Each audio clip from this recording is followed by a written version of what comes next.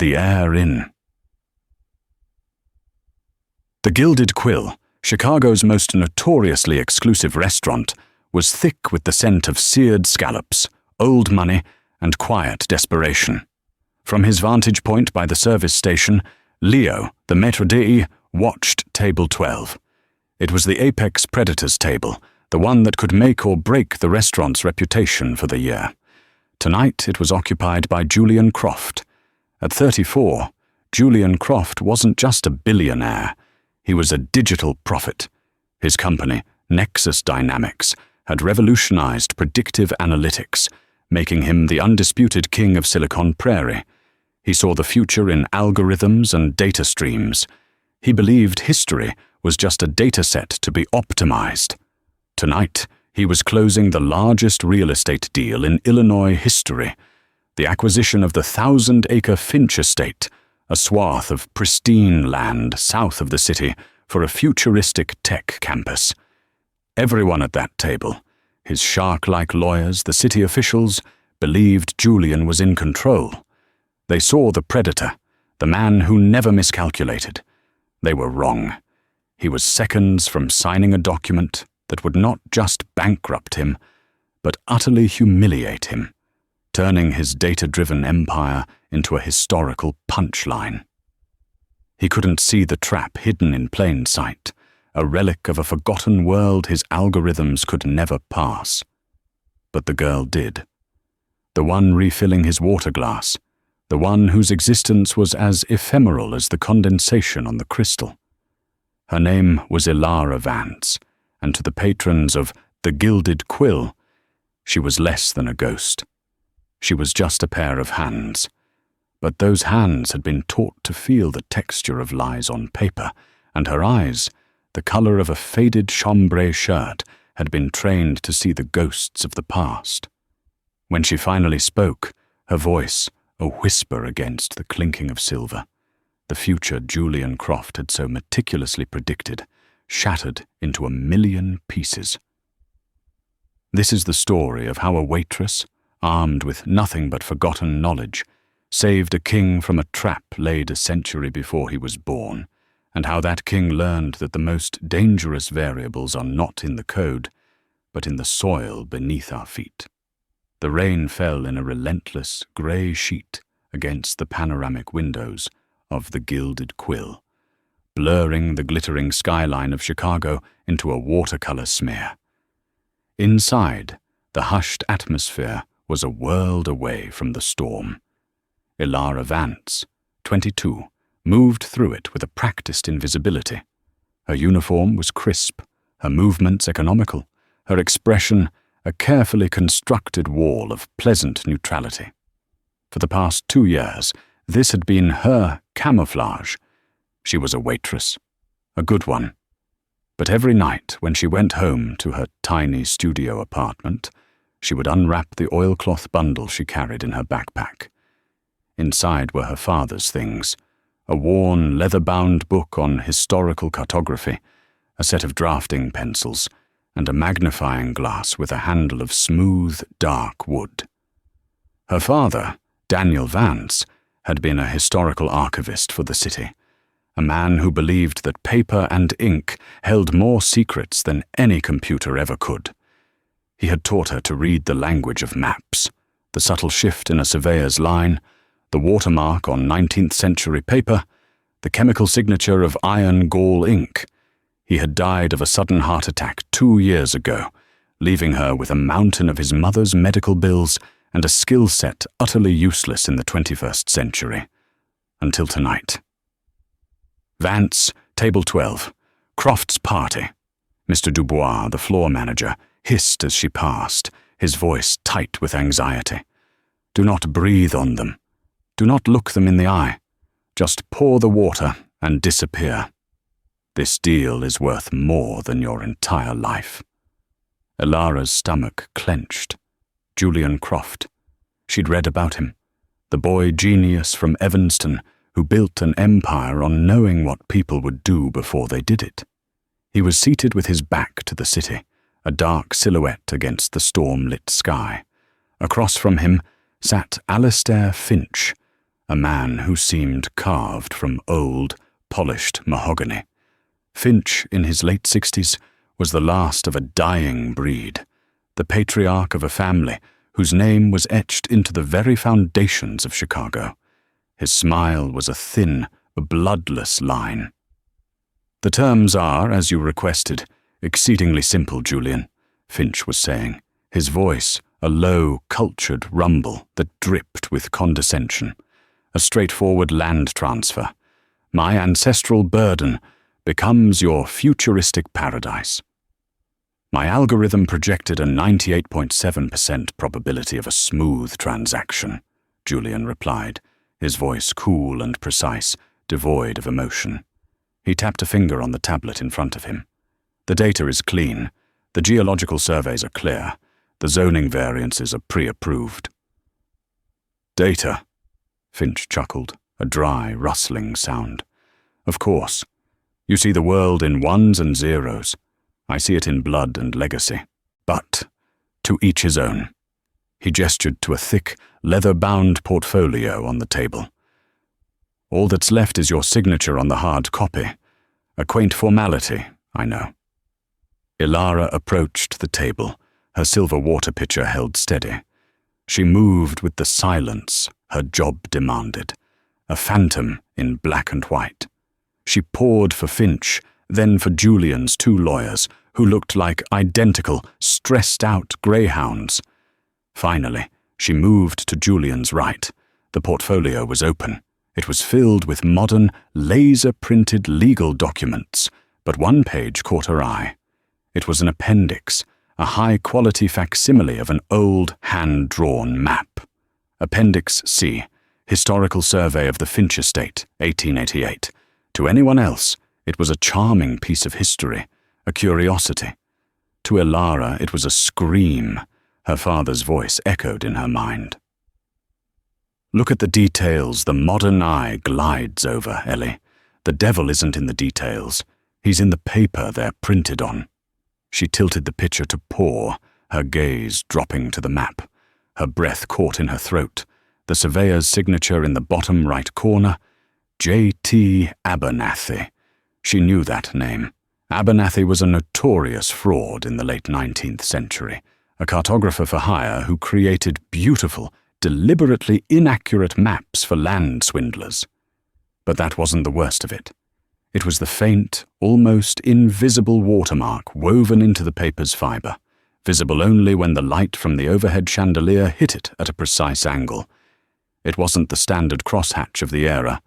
It was a small, stylized symbol of a serpent eating its own tail. The private mark of the Potawatomi tribe. Her heart began to hammer against her ribs. The symbol meant the paper wasn't a deed. It was a treaty document.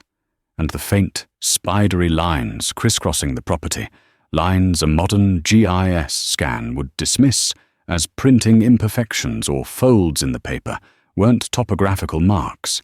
They were boundary lines for a sovereign easement. "Miss." Julian Croft's voice sliced through her concentration. He wasn't looking at the contract. He was looking at her, his grey eyes narrowed with analytical annoyance. "The water." Elara flinched as if struck. She realized she was frozen, the pitcher hovering over his glass. "My apologies, sir." Her hand trembled as she poured, a small splash hitting the white linen tablecloth. She had to walk away. It wasn't her business. She needed this job. Her grandmother's nursing home costs were crippling. If she spoke up, she'd be fired, blacklisted. She was a nobody. She was invisible. Alistair Finch slid a heavy, gold-plated fountain pen across the table. "Let's make it official, Julian. The future awaits." Julian picked up the pen. He uncapped it, the nib hovering a hair's breadth from the signature line at the bottom of the final page. Elara took a half-step back, her training screaming at her to retreat, to disappear. But then she saw it. The look on Alistair Finch's face. It was a fleeting, reptilian flicker of triumph.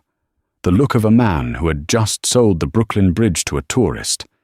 It was the same look she'd seen on the face of the predatory lender who had foreclosed on her grandmother's house years ago. She couldn't do it. She couldn't let the snake win. "Excuse me," Elara said. Her voice was barely a whisper, but in the high-tension silence of the table, it sounded like a crack of thunder. Julian's hand stopped.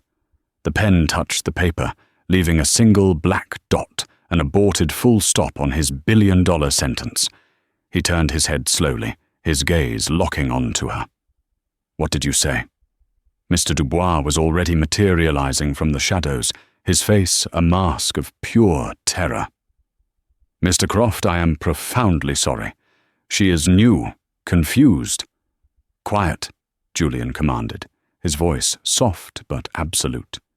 He didn't take his eyes off Elara. "You said something." Elara clutched the water pitcher to her chest like a shield. Her entire future was balanced on the edge of a knife. I said, "Excuse me, sir." "And?" Julian prompted, his expression unreadable, calculating. She took a shaky breath, forcing herself to meet his gaze. She pointed a trembling finger at the leather portfolio. "That clause," she said, her voice finding a sliver of strength. "Appendix C. It's a trap." A beat of stunned silence. Then Alistair Finch erupted in a harsh, braying laugh. "A trap? Julian, are you seriously entertaining legal analysis from the wait staff? This is preposterous. Dubois, get this woman out of my sight before I have her arrested for harassment." Mr. Dubois grabbed Elara's arm, his fingers digging into her bicep. "You're fired, Vance. Get out, now!" "Let her speak." Julian's voice was as sharp and cold as breaking ice. He capped the pen and placed it deliberately on the table. He swiveled his chair to face Elara fully, a king granting an audience to a peasant. The terrified manager froze, his hand still on her arm. "Explain," Julian said. "Why is it a trap?" Elara wrenched her arm free. The fear was a cold knot in her stomach, but her father's lessons were a warm fire in her mind. This was her language. This was her truth.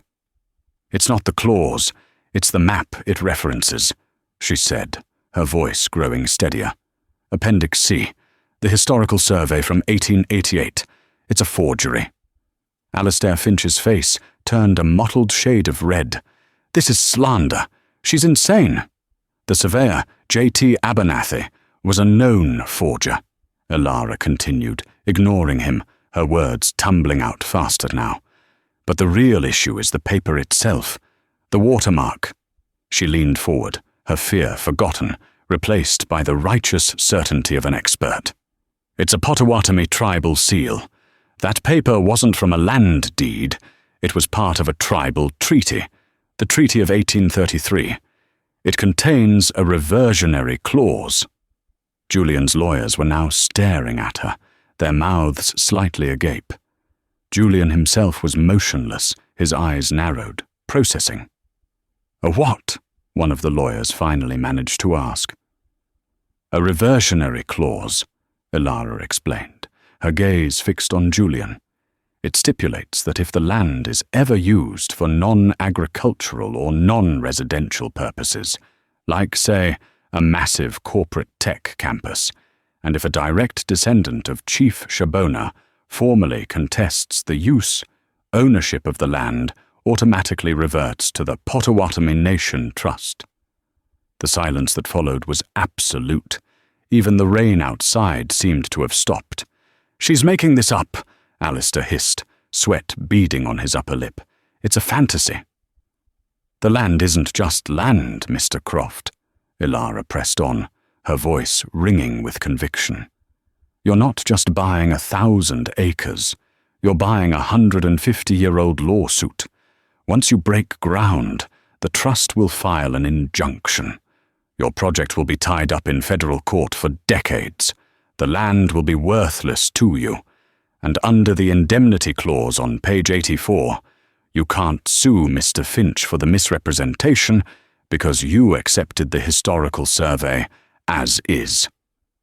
He gets his $1 billion, and you get a field of legal thorns." Julian stared at her for a long, unnerving moment. Then he reached across the table and slowly, deliberately, closed the leather portfolio. The soft thud echoed like a gunshot. He looked up at Alistair Finch, and for the first time that night, the cold, analytical mask was gone. In its place was the face of a predator who had just realized he was the one being hunted. "Alistair," Julian said, his voice dangerously soft. "Is there a Chief Shabona descendant on your payroll?" The color drained completely from Finch's face. "Get out," Julian said. "Now, Julian, listen to reason. Get out." He didn't raise his voice, but the menace contained in those two words made Alistair Finch physically recoil. "And tell your lawyers that I'm countersuing for attempted fraud. My data team will be looking into every deal you've made for the last 50 years. I will find every skeleton, Alistair, and I will dance on your financial grave." Finch scrambled to his feet, knocking over his wine glass. A tide of red bled across the white tablecloth. He glared at Elara, his eyes filled with a venomous, personal hatred. "You stupid little girl," he spat. "You have no idea what you've just done." He turned and fled, his legal team scurrying after him like frightened jackals. The restaurant was paralyzed. Every eye was on table 12. Julian Croft picked up his untouched glass of scotch. He took a slow sip, then set it down. He looked at Mr. Dubois, who was trying to merge with the wallpaper. "She is gone, Mr. Croft. I give you my word. She will never work in this city again," Dubois stammered. "If you fire her," Julian said calmly, "I will buy this building by morning. By noon, I will have the demolition permits. By sunset, this restaurant will be a crater in the ground. Am I clear?" Dubois' mouth worked silently. He nodded, a jerky, terrified motion. Julian gestured to the chair Alistair Finch had just vacated. "Sit down," he said to Elara. "Sir, I have to clear the other tables." "Sit down," he repeated, his voice leaving no room for argument. "Please." Heart pounding, Elara slowly sank into the plush velvet chair. She felt like an alien who had just landed on the wrong planet. "You're not a waitress," Julian stated. It wasn't a question. Waitresses don't know about 19th century cartographic forgeries. They don't recognize tribal watermarks from across a table, upside down. "My father was a historian," Elara said, the truth feeling thin and inadequate. "Don't deflect," Julian said, his gaze intense. "You just saved me from the single biggest mistake of my career. A mistake my entire team of analysts and high-priced lawyers missed. You saved me $1 billion and an eternity of public humiliation. The least you can do is tell me who you really are." "My name is Elara Vance." Julian's eyes narrowed slightly, a flicker of recognition in their depths. "Vance? Daniel Vance, the city archivist? The one who fought the mayor over the preservation of the old courthouse records?" Elara's blood ran cold. She hadn't thought anyone would make the connection. Her father had been a minor, stubborn civic servant, a thorn in the side of developers. Yes, he was my father. "He was a brilliant man," Julian said, a surprising note of respect in his voice. "Nexus Dynamics tried to hire him to digitize his archives. He told my recruiter that our algorithms couldn't tell the difference between truth and a well-told lie. He said we were data-rich and wisdom-poor." He leaned forward, resting his elbows on the table. It seems he was right. He reached into his jacket and pulled out a minimalist black card made of metal. He slid it across the table. It stopped just short of her trembling fingers. "Report to the Nexus Tower tomorrow at 9 a.m., he said. "To do what?" Elara asked, her voice a whisper. "I don't have a degree," I dropped out of college to take care of my grandmother. I have hundreds of employees with degrees who are, at this moment, completely useless to me, Julian said, his voice laced with cold fury. They looked at that deal and saw data. You looked at it and saw a story, a trap. My company is built on predicting the future, but it appears I have a blind spot. The past. You're going to be my eyes. He stood, buttoning his jacket. My head of historical acquisitions, let's call it. You'll have an unlimited budget and full authority to veto any deal that smells wrong to you. Your first task will be to help me dismantle Alistair Finch's life, piece by piece. I can't, Elara stammered, overwhelmed. Julian paused, looking down at her. Your grandmother is at the Lakeshore Pines Senior Care Facility, the premier and most expensive in the state. Her bills are 4 months in arrears. They're scheduled to move her to a state-run facility in Peoria next Tuesday. Elara felt the floor drop out from under her. He knew. Of course he knew. He was Julian Croft. Be in my office at 9, Miss Vance, he said, his tone softening almost imperceptibly. The past is calling, and for the first time, I'm ready to listen.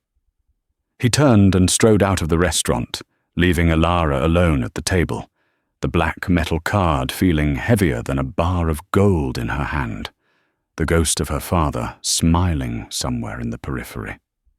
The lobby of the Nexus Tower was less a room and more a statement, a 3-story atrium of glass and brushed steel, with holographic data streams flowing down the walls like digital waterfalls. Elara, dressed in her only decent blazer and a pair of black slacks she'd bought at a thrift store, felt as out of place as a handwritten letter in a server farm. She half expected a security drone to identify her as an anomaly and escort her out. But her name was on the list. She was whisked up a silent, magnetic elevator to the penthouse floor, the throne room, as the media called it. Julian Croft's assistant, a woman with a severe haircut and an unnervingly calm demeanor, led her into an office that seemed to float over the city. Julian was standing by the floor-to-ceiling windows, not looking at the view, but at a large, interactive screen displaying a complex web of connections. Alistair Finch's face was in the center. Ms. Vance, he said without turning, punctual, an admirable, if archaic, quality. He gestured to the screen. Finch is liquidating assets. He's trying to move his money offshore. He's also filed a lawsuit against you for defamation and tortious interference. Elara's stomach plummeted. Me? But I don't have anything. Precisely, Julian said, finally turning to face her. He looked different here, in his element. He wore a simple grey t-shirt and dark jeans, but he radiated an intensity that made the suit from last night seem like a costume. He's not suing you for money. He's suing you for discovery. He wants to legally compel you to reveal your sources, to discredit you, to bury you in depositions until you break. He walked over to a sleek, minimalist desk. He thinks you're my weakness, the loose thread he can pull to unravel me. He picked up a tablet and slid it across the desk to her. This is your employment contract. The salary is non-negotiable. Elara looked down. The number had so many zeros she had to count them twice. It was more money than her father had made in his entire life. Below it was another section. Immediate payment of all outstanding medical and residential debts for designated family member Rose Vance. And this, Julian said, tapping another icon on the screen, is our counter-offensive. A new file opened. A detailed plan to acquire a series of smaller, seemingly insignificant historical societies and archives across the Midwest. I don't understand, Elara said. What does this have to do with Finch? Finch's family has been in Illinois for 200 years. Their wealth isn't just in property, it's buried in paper. Old deeds, forgotten trusts, private letters, Julian explained, his eyes gleaming with the thrill of the hunt. My team can't find it. It's not digitized. It's hidden in plain sight, in dusty boxes, in church basements and small-town libraries. Finch thinks his history is his shield. You're going to turn it into my sword. You want me to go through old boxes? I want you to do what you did last night, he corrected. I want you to read the stories everyone else has forgotten. Find me the original Potawatomi Treaty. Find me proof of Abernathy's other forgeries. Find me the leverage I need to crush him. The task was monumental, a needle in 1,000 haystacks, but it was also the work her father had trained her for her entire life. It was a chance, not just to save her grandmother, but to vindicate the quiet, meticulous world of truth he had represented. One condition, Elara said, surprising herself with her own boldness. Julian raised an eyebrow. I'm listening. I don't work here, she said, gesturing to the sterile, futuristic office. My work isn't done in glass towers. I need a place with tables, with books, with dust. Julian considered her for a moment, a slow smile spreading across his face. It was the first genuine smile she had seen from him, and it transformed his severe features. I think I know just the place. He didn't give her an office. He gave her a library. The Newberry Library was one of Chicago's oldest private research institutions, a temple of granite and terracotta dedicated to the humanities. Julian had, with a single phone call and a donation that made the evening news, secured a private research wing for their project. It was a sun-drenched room with soaring ceilings, the comforting scent of old paper, and long oak tables perfect for unfurling ancient maps. For the next 2 weeks, they worked. It was an odd partnership. Julian would arrive each morning with his team of data analysts and a mobile server rack, setting up a high-tech command center in one corner. Elara would sit at the far end of a long table, surrounded by stacks of acid-free boxes, armed with her father's magnifying glass, white cotton gloves, and an instinct for the past. The analysts would run keyword searches on digitized records, producing terabytes of useless data. Elara would gently handle a brittle 19th-century ledger, her fingers tracing the faded ink, and find a single entry that unraveled a decades-old secret. She discovered that Finch's great-grandfather had swindled 24 German immigrant families out of their farmland during the Panic of 1893. She found a letter detailing a secret partnership with a corrupt railroad baron. Each discovery was a small victory, another stone for Julian's slingshot. Julian, to her surprise, was a quick study. He began to spend less time with his analysts and more time at her table. He'd watch, fascinated, as she explained how the rag content in a piece of paper could date it to a specific decade, or how the corrosion pattern on a staple could reveal a document had been tampered with. You see things that aren't there, he said one afternoon, watching her study a county plat map. No, she corrected softly. I see things that are there, things people have forgotten how to look for. She pointed to a faint line on the map. Your team's satellite imaging shows a creek here. But this map, from 1850, shows the creek was 500 yards to the east. And this note in the margin, written in a different ink, mentions the old riverbed. You're not just looking for a treaty about land, you're looking for a treaty about water rights. That's where the real power was. Julian stared at the map, then at her, a look of dawning comprehension on his face. My God, we've been searching the wrong archives. That night, they drove 2 hours west to the sleepy county seat of Kendall County. The county archive was in the basement of an old courthouse, run by a woman in her 70s named Mrs. Gable, who guarded her records like a dragon. "We're closed," she said flatly, peering at them over her spectacles. Julian began his usual pitch, mentioning his company, the scope of his project. Mrs. Gable was unimpressed. "Don't care who you are. This isn't a database you can just download, Sonny. This is people's lives." Before Julian could offer a donation, Elara stepped forward. "Mrs. Gable," she said, her voice warm. "My name is Elara Vance. My father was Daniel Vance." The old woman's expression changed instantly. "Danny's girl? Lord have mercy. I haven't seen you since you were knee-high. Your father was a good man. A true friend to history." She unlocked the door. "Come in, child. What do you need?" For the next 3 hours, with Mrs. Gable's help, they combed through the records, and then, tucked away in a mislabeled box of Civil War correspondence, Elara found it. It wasn't the treaty itself, but a deposition from 1890. It was from a Potawatomi elder testifying in a water rights dispute against Alistair Finch's great-grandfather. In it, he described the original treaty, and, crucially, stated that the tribe's official copy was entrusted for safekeeping to a local missionary named Father Marquette.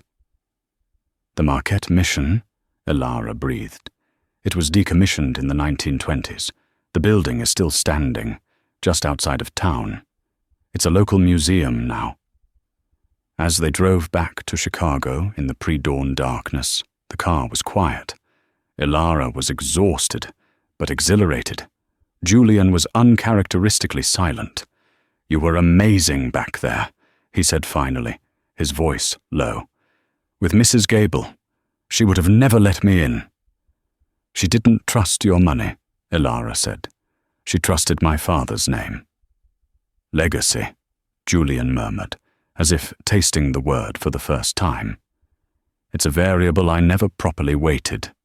He glanced at her, the dashboard lights casting his face in shadow. "Thank you, Elara." The simple words, spoken with genuine gratitude, struck her more than the job offer or the salary ever could. She felt a strange warmth spread through her chest, a feeling that was both comforting and dangerously unfamiliar. They arrived at the old Marquette Mission the next morning to find yellow police tape cordoning off the entrance. A fire engine was parked outside, and the air smelled of smoke and wet ash. "There was a fire last night," a grim-faced fire chief told them. "Electrical fault, looks like. The whole records room in the basement went up. Total loss." Elara stared at the charred building, a cold dread seeping into her bones. It wasn't an accident. Finch knew they were close. He was burning his history behind him. "He beat us," Julian said, his voice tight with frustration. "No," Elara whispered, her eyes scanning the scene. "Not yet." She walked over to the pile of smouldering debris that had been dragged from the basement. Firemen were hosing it down. She saw a blackened, heavy iron object amidst the ashes. "What is that?" she asked the chief. "Old safe, from the 19th century. We managed to drag it out, but it's a solid block of fused metal now. Nothing inside could have survived that heat." But Elara was looking at the safe's construction, the thick, insulated walls. She remembered something her father had told her. "The old artisans, Ellie, they built things to last. They built for fire and flood. They built for time itself." "Get it open," she said to Julian, her voice urgent. "Elara, the man said nothing could survive." "Get it open," she insisted, grabbing his arm. "Trust me." It took a specialized crew 4 hours with a diamond-tipped drill and a plasma torch. A small crowd had gathered, including a local news crew alerted by the fire. Finally, with a groan of tortured metal, the safe's door swung open. Inside, everything was charred and blackened. But in the very center, protected by a series of nested tin boxes, was a single, leather-bound folder. It was heat-warped and water-stained, but intact. With trembling hands, Elara opened it. Inside was a document written on thick, vellum-like paper. The ink was faded, but the script was clear. And at the bottom were 2 signatures. One, the elegant script of a government agent, and the other, the thumbprint and pictographic mark of Chief Shabana. It was the original treaty, and the reversionary clause was there, clear as day. A gasp went through the small crowd. The news camera zoomed in. Julian looked from the treaty to Elara's face, which was illuminated with a fierce, triumphant light. He had spent his life building an empire on the certainty of data. But in that moment, he understood that the most powerful force in the world wasn't a predictive algorithm. It was a stubborn, inconvenient, and utterly undeniable truth. The discovery of the treaty was a bombshell. The news story went national. Alistair Finch was suddenly facing not just Julian's lawsuit, but a federal investigation and a massive claim from the Potawatomi Nation Trust. His empire began to crumble. But he didn't go quietly. 2 days later, Elara was at her grandmother's nursing home. Rose Vance was sitting up in bed, looking more vibrant than she had in years. The threat of being moved was gone, and the relief had worked better than any medicine. "That boy, Julian," Rose said, her eyes twinkling. "He calls to check on me every day. Asks if the nurses are bringing me my tea hot enough. A good man, Ellie. Like your grandfather." Elara felt a blush creep up her neck. Her relationship with Julian had shifted. The lines between employer and employee had blurred into a partnership, a friendship. Something more. They still worked at the library, but their conversations now strayed from 19th century land grants to their childhoods, their dreams, their fears. He was still intense and driven, but she had discovered a dry wit and a surprising vulnerability beneath the billionaire armor. As she was leaving the facility, 2 men in dark suits stepped out of a black sedan and blocked her path. "Elara Vance," the taller one said. It wasn't a question. "Alistair Finch sends his regards," the other one said with a thin smile. "He feels this has all become very personal. The threat was a blade of ice pressed against her heart, precise and cold. The wiring in nursing homes can be just as faulty as the wiring in old missions." It was a sentence designed to shatter her world, to turn her greatest love into her greatest vulnerability. For a dizzying second, the rusted landscape of the freight yards superimposed itself over the cheerful, sunlit corridors of Lakeshore Pines. The smell of smoke, the image of her grandmother's smile. The two fused into a singular, paralyzing terror. Her blood ran cold, but beneath the ice, a strange, hard resolve began to form. This was not a negotiation. It was the final, desperate move of a dying king. To call Julian would be to invite the cavalry, an overwhelming force of logic and power that Finch, in his feral state, might lash out against unpredictably. To call the police would be to introduce procedure and protocol into a situation that felt primal, personal. Finch had not challenged Julian Croft, the billionaire. He had challenged Elara Vance, the ghost who had materialized at his feast and turned it to ashes. This was her fight. Her father's words echoed, not as a gentle memory, but as a command. "You don't reason with a snake, Ellie. You show it its own reflection until it bites itself." "Tell him I'll be there," she said. Her voice did not tremble. It was a low, steady thing, a stone settling at the bottom of a deep well.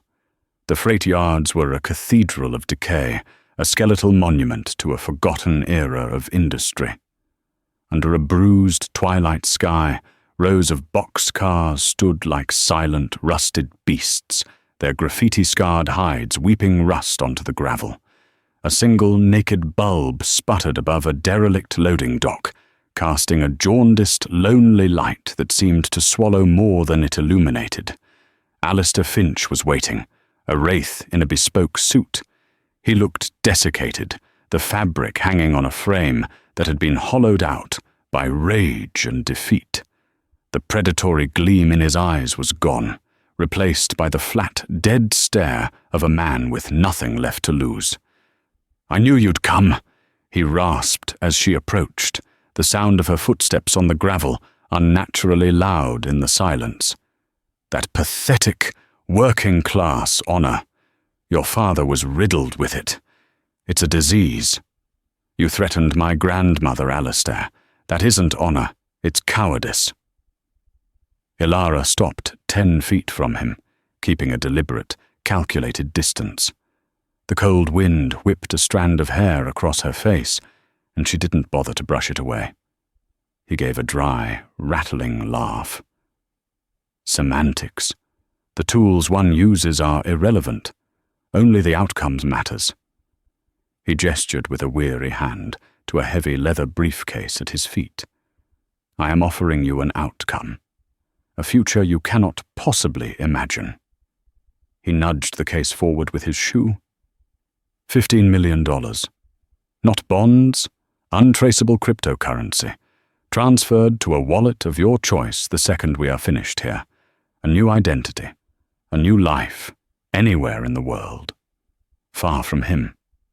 "And in return," she asked, her voice devoid of emotion, "you correct the historical record," he said, his voice gaining a sliver of its old, persuasive cadence.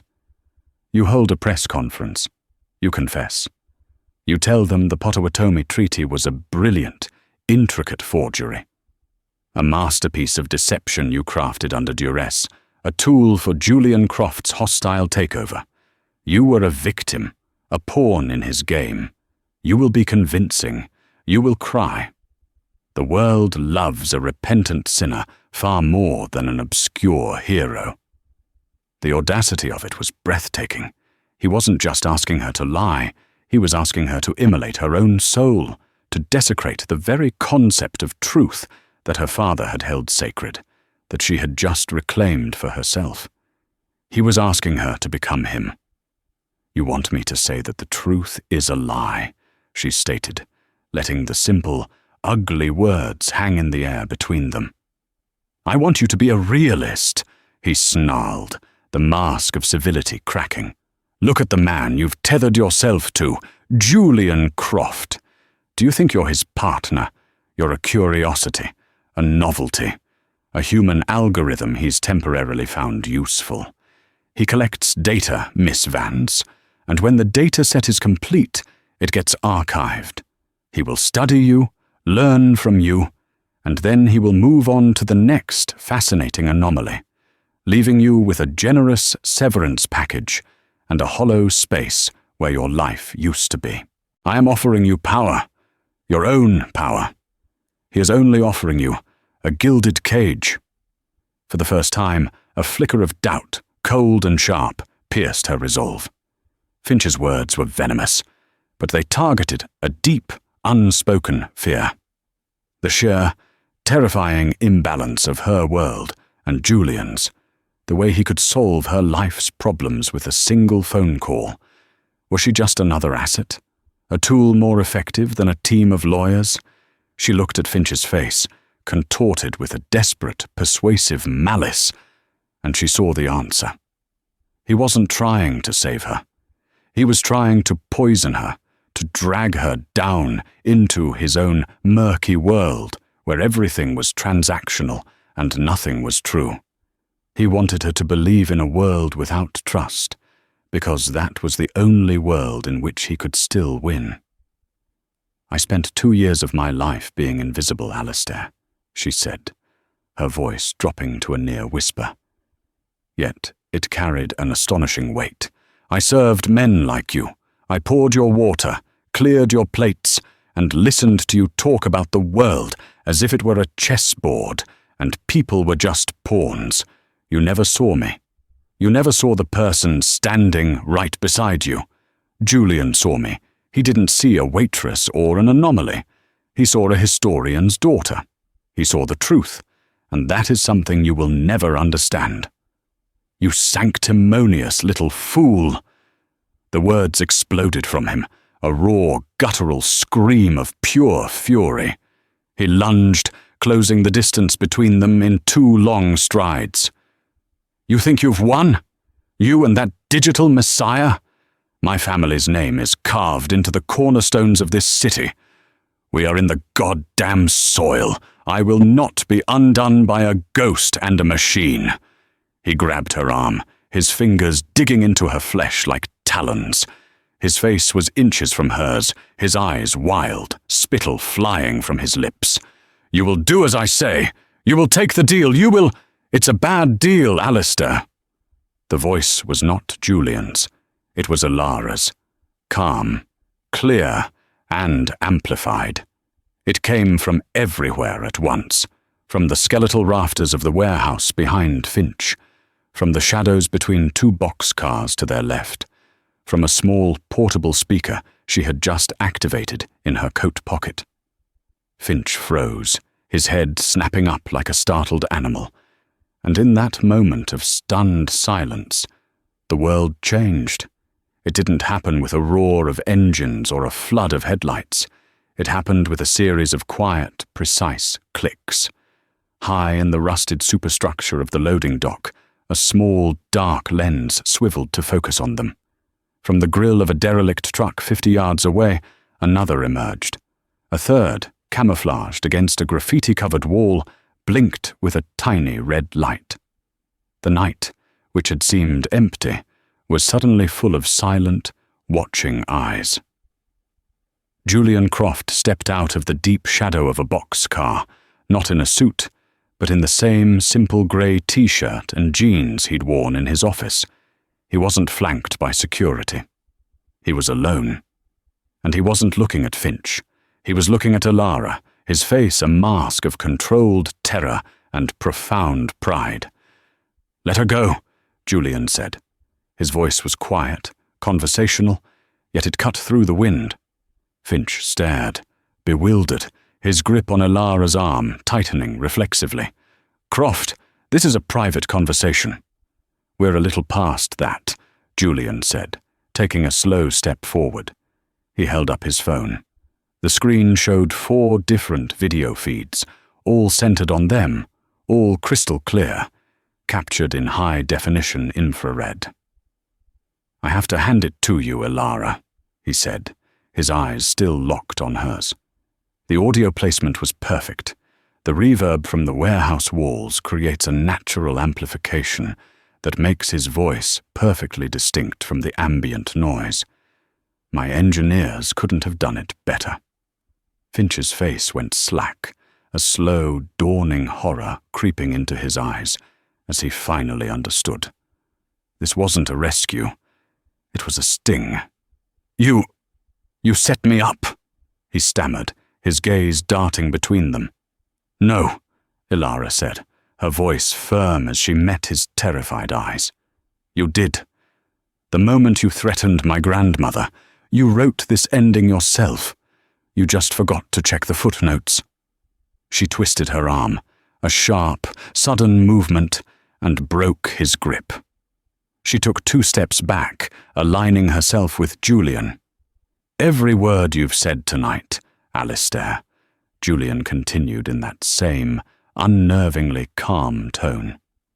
"From the $15 million bribe to the conspiracy to commit perjury, has been live streaming to a secure server at the U.S. Attorney's Office for the Northern District of Illinois. They were particularly interested in the part about the faulty wiring. That elevates it from witness tampering to a credible terrorist threat against a protected individual. It adds a few decades to the sentence." He gestured to the darkness. "This isn't just my technology, Alistair. This is a federal operation. You're not in a freight yard. You're in a courtroom, and you've just delivered the prosecution's closing argument." As if summoned by his words, the distant wail of sirens began to slice through the night. Not the theatrical arrival of a private army, but the methodical, approaching sound of official justice. Finch finally broke. The rage, the arrogance, the centuries of inherited pride all crumbled at once, leaving behind a hollow, trembling old man.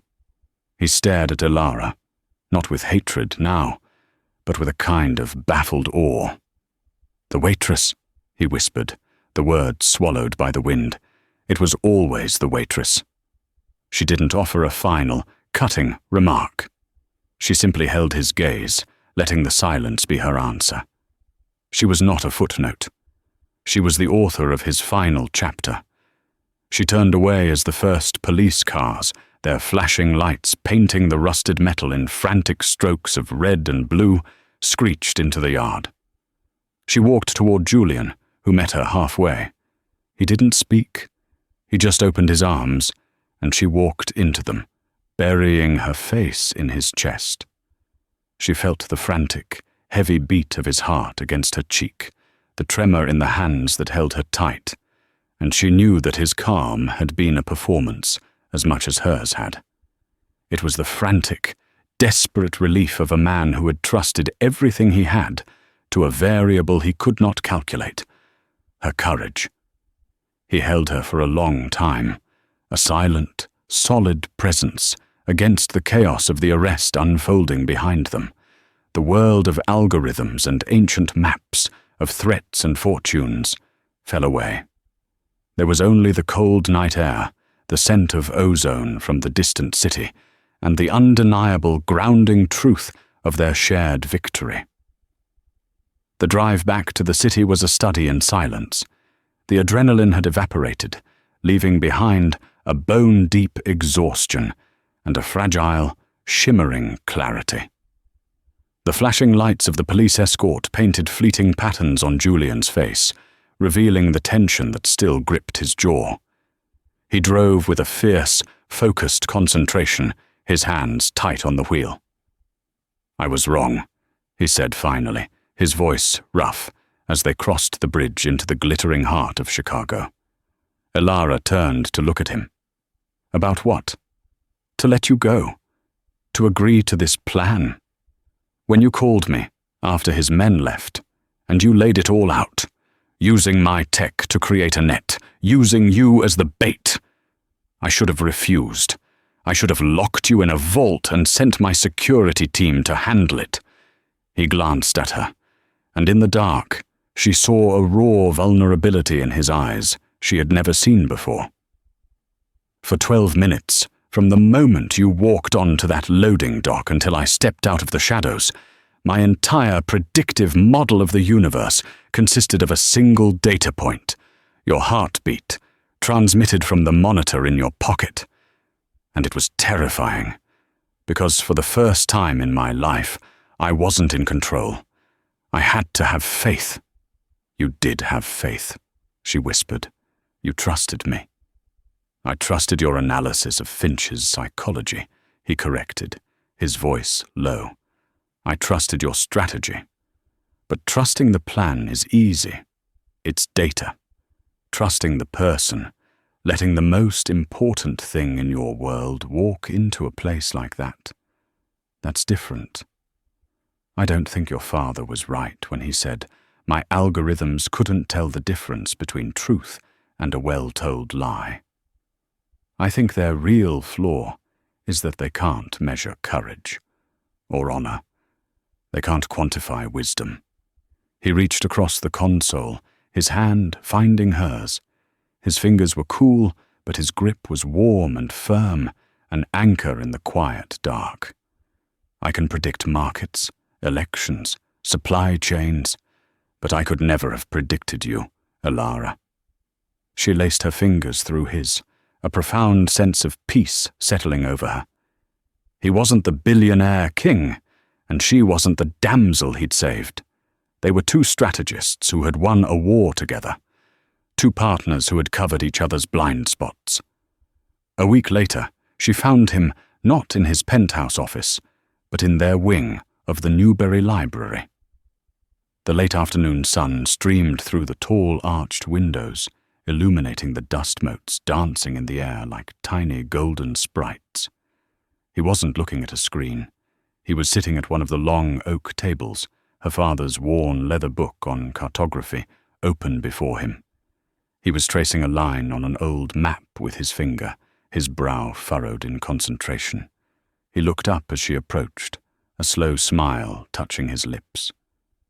"The Louisiana Purchase," he said. "A real estate deal based on wildly inaccurate French maps and a complete misunderstanding of riverine tribal boundaries. It's a mess. It's beautiful." She smiled back. "Welcome to history." "I've been thinking," he said, closing the book gently, "about what comes next. Finch's assets have been frozen. The courts have affirmed the Potawatomi Treaty. The land is secure." He stood and walked over to the windows, looking down at the bustling city below. "Nexus Dynamics is built to solve future problems. But the biggest problems, inequality, resource allocation, territorial disputes, they aren't future problems. They are history problems. They are the unpaid debts of the past.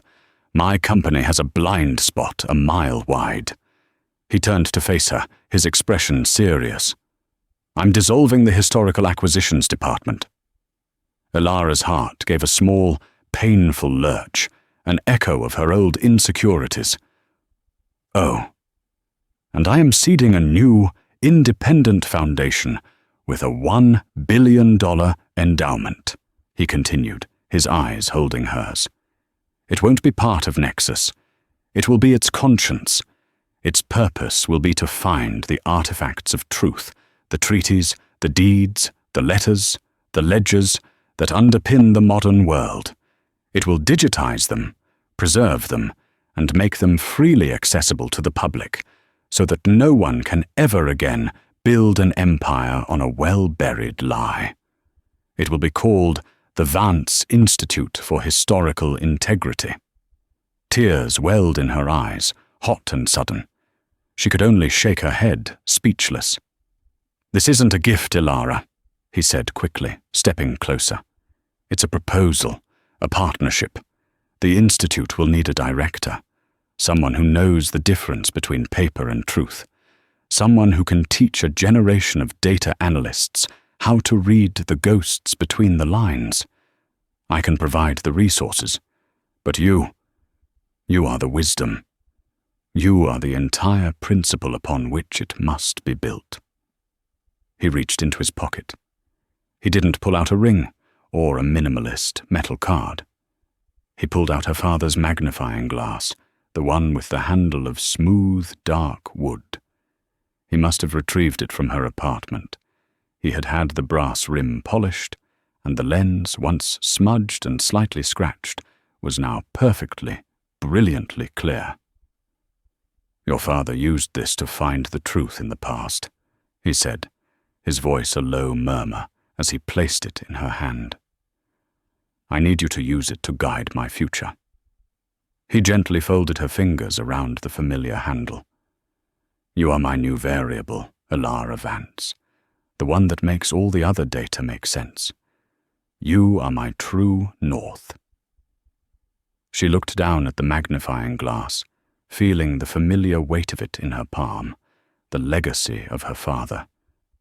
But it felt different now. It was not just an inheritance. It was a commission, a beginning. "I was so lost after he died," she confessed, her voice thick with emotion. "I thought everything he believed in, the whole world he showed me, was gone." "It wasn't gone," Julian whispered, his hand covering hers, his thumb tracing a soft circle on her skin. "It was just waiting, not for a new voice, for its voice. It was waiting for you." He leaned in and kissed her. It was not a kiss of frantic relief or triumphant passion. It was a kiss of quiet understanding, of promises made and futures aligned. It tasted of old paper and new beginnings, of sunlight and dust motes, of a history finally being heard, and a future that, for the first time, felt truly, brilliantly, beautifully unwritten.